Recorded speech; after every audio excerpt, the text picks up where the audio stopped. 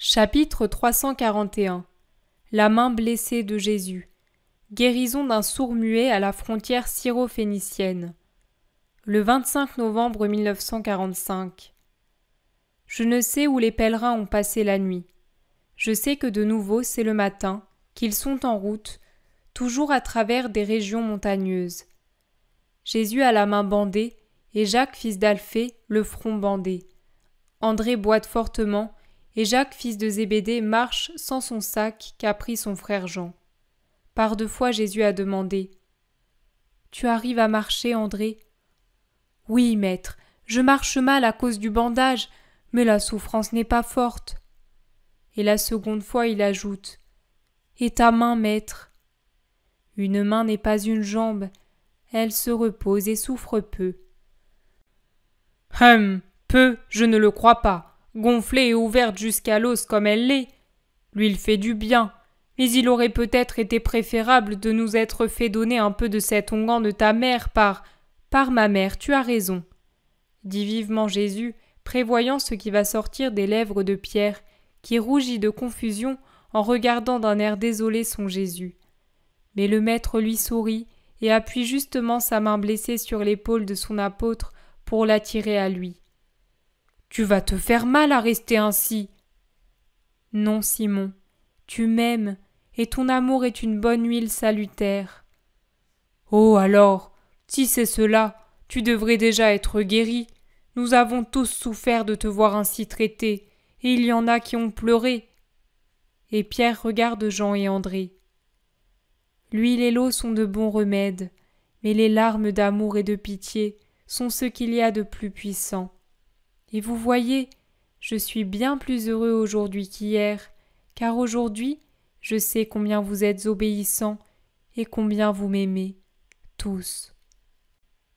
Jésus les regarde de son doux regard, dans lequel désormais il y a habituellement de la tristesse, et où luit ce matin une faible lueur de joie. « Mais quelle hyène! Je n'ai jamais vu une haine pareille, » dit Jude. « Ils devaient tous être judéens. » Non, mon frère, ce n'est pas une question de région. La haine est la même partout. Rappelle-toi qu'à Nazareth, il y a plusieurs mois, j'ai été chassé et qu'ils voulaient me lapider. Tu ne t'en souviens pas ? Dit Jésus calmement. Cela sert à consoler les Judéens des paroles de Jude. Ils sont même si bien consolés que Jude a dit « Mais cela je le dirai. Ah oui, je vais le dire. Nous ne faisions rien de mal. Nous n'avons pas réagi et Jésus a parlé avec tout son amour au commencement. Et comme des serpents, ils nous ont lapidés. Je le dirai. » Et à qui s'ils sont tous contre nous ? Je sais bien à qui. En attendant, dès que je vais voir Étienne ou Hermas, je vais le leur dire. Gamaliel l'apprendra immédiatement. Mais à la Pâque, je le dirai à qui je sais. Moi, je dirai, il n'est pas juste d'agir ainsi. Votre fureur est illégale. C'est vous qui êtes coupable, pas lui. Tu ferais mieux de ne pas fréquenter ces seigneurs. Il me semble que toi aussi tu es coupable à leurs yeux. Conseille sagement Philippe. C'est vrai, mieux vaut ne pas les fréquenter. Oui, cela vaut mieux. Mais à Étienne, je le dirai. Lui, il est bon et n'empoisonne pas. Laisse tomber, Judas. Tu n'arrangerais rien. Moi, j'ai pardonné. N'y pensons plus. Dit Jésus d'un ton calme et persuasif. À deux reprises, en rencontrant des ruisseaux, aussi bien André que les deux Jacques lavent les bandes qu'ils ont sur leur contusion. Pas Jésus, il poursuit tranquillement, comme s'il ne sentait pas la douleur. Pourtant, elle doit être sensible, puisque lorsqu'il s'arrête pour manger, il doit demander à André de lui couper le pain, et quand une sandale se dénoue, il doit demander à Matthieu de la lui relasser. Et surtout, quand en descendant un raccourci à pic, il heurte un tronc parce que son pied a glissé, il ne peut retenir une plainte, et le sang qui coule rougit de nouveau la bande. Aussi, à la première maison d'un village où ils arrivent vers le crépuscule, ils s'arrêtent pour demander de l'eau et de l'huile afin de soigner la main, qui, une fois enlevées les bandes, apparaît très enflée, bleuâtre au dos et avec une blessure toute rouge au milieu. Pendant qu'ils attendent que la maîtresse de maison accourt avec ce qu'ils désirent, tous se penchent pour observer la main blessée, et ils font leurs commentaires. Mais Jean s'écarte pour cacher ses pleurs. Jésus l'appelle.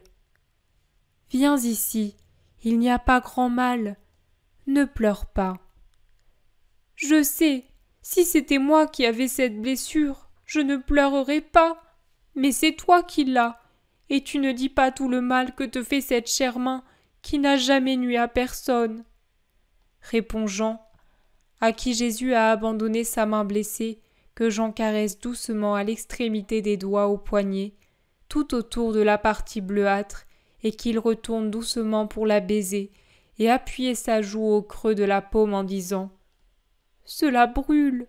Oh, comme tu dois souffrir !» Des larmes de pitié coulent sur elle. La femme apporte de l'eau et de l'huile, et avec un linge, Jean essaie d'enlever le sang qui souille la main. Délicatement, il fait couler l'eau tiède sur la partie blessée. Il l'humecte d'huile, la couvre avec des bandages propres, puis il dépose un baiser sur la ligature. Jésus pose son autre main sur sa tête inclinée. La femme demande « C'est ton frère ?» « Non, c'est mon maître, notre maître. »« D'où venez-vous » demande-t-elle encore aux autres. « De la mer de Galilée. »« De si loin ? Pourquoi ?»« Pour prêcher le salut. »« C'est presque le soir, arrêtez-vous chez moi. C'est une maison de pauvres, mais de gens honnêtes. Je peux vous donner du lait dès que mes fils reviendront avec les brebis. Mon mari vous accueillera volontiers. »« Merci, femme. Si le maître le veut, nous resterons ici. » La femme part vaquer à ses occupations pendant que les apôtres demandent à Jésus ce qu'ils doivent faire. « Oui, c'est bien. Demain nous irons à Cédès, puis vers Panéade. »« J'ai réfléchi, Barthélemy. Il convient de faire comme tu dis. Tu m'as donné un bon conseil. J'espère trouver ainsi d'autres disciples et les envoyer devant moi à Capharnaüm. Je sais qu'à Cédès, il doit y en avoir maintenant quelques-uns, parmi lesquels les 3 bergers libanais. » La femme revient et demande « Alors ?» « Oui, brave femme, nous restons ici pour la nuit. »« Et pour le dîner ? Oh, acceptez, cela ne me pèse pas. D'ailleurs, la miséricorde nous a été enseignée par certains qui sont disciples de ce Jésus de Galilée, appelé le Messie, qui fait tant de miracles et qui prêche le royaume de Dieu. Mais ici, il n'est jamais venu, peut-être parce que nous sommes à la frontière syro-phénicienne. Mais ses disciples sont venus, et c'est déjà beaucoup. Pour la Pâque, nous les villageois, nous voulons aller tous en Judée pour voir si nous trouvons ce Jésus, car nous avons des malades. Les disciples en ont guéri quelques-uns, mais pas tous, et parmi eux, il y a un jeune homme, fils d'un frère de la femme de mon beau-frère. « Qu'a-t-il » demande Jésus en souriant. « Il ne parle pas et n'entend pas, il est né comme ça. Peut-être un démon est-il entré dans le sein de la mère pour la faire désespérer et souffrir. Mais il est bon, comme s'il n'était pas possédé. Les disciples ont dit que pour lui, il faut Jésus de Nazareth, parce qu'il doit y avoir quelque chose qui lui manque, et seul ce Jésus. Ah, voici mes enfants et mon époux. Melchias, j'ai accueilli ces pèlerins au nom du Seigneur, et j'étais en train de parler de Lévi. Sarah, va vite traire le lait, et toi, Samuel, descends prendre du vin et de l'huile dans la grotte, et apporte des pommes du grenier. Dépêche-toi, Sarah, nous allons préparer les lits dans les chambres du haut. Ne te fatigue pas, femme, nous serons bien n'importe où. Pourrais-je voir l'homme dont tu parlais ? Oui, mais... Ô Seigneur ! Mais tu es peut-être le Nazaréen ? C'est moi. La femme s'écroule à genoux en s'écriant. Melchias, Sarah, Samuel, venez adorer le Messie. Quelle journée, quelle journée! Et moi, je l'ai dans ma maison, et je lui parle comme ça, et je lui ai apporté de l'eau pour laver sa blessure. Oh! Elle s'étrangle d'émotion. Mais ensuite elle court à la bassine et la voit vide. Pourquoi avez-vous jeté cette eau? Elle était sainte. Ô Melchias, le Messie chez nous. Oui, mais sois bonne femme, et n'en parle à personne. Va plutôt chercher le pauvre garçon, et amène-le-moi ici, dit Jésus en souriant. Melchias revient promptement avec le jeune sourd-muet et ses parents, ainsi qu'avec la moitié du village au moins. La mère du malheureux adore Jésus et le supplie. Oui, ce sera comme tu veux. Il prend par la main le sourd-muet, l'éloigne un peu de la foule qui se presse et que les apôtres, par pitié pour la main blessée de Jésus, s'efforcent d'écarter. Jésus attire tout près de lui le handicapé, lui met ses index dans les oreilles et la langue sur les lèvres entr'ouvertes, puis levant les yeux vers le ciel qui s'assombrit, il lui souffle sur le visage et crie d'une voix forte « Ouvrez-vous !» Puis il se recule. Le jeune homme le regarde un moment, tandis que la foule chuchote.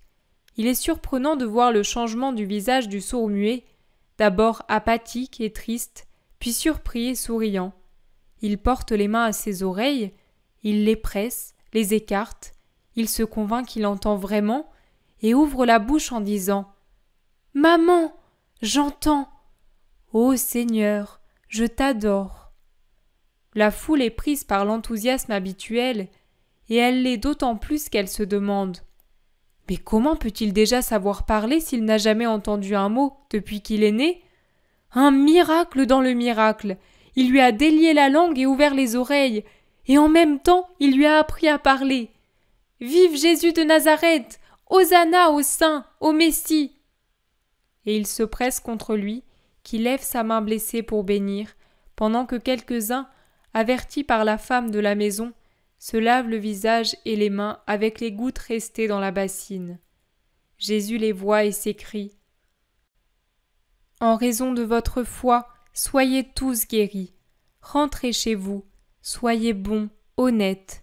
Croyez à la parole de l'Évangile et gardez pour vous ce que vous savez jusqu'à ce que vienne l'heure de le proclamer sur les places et sur les routes de la terre.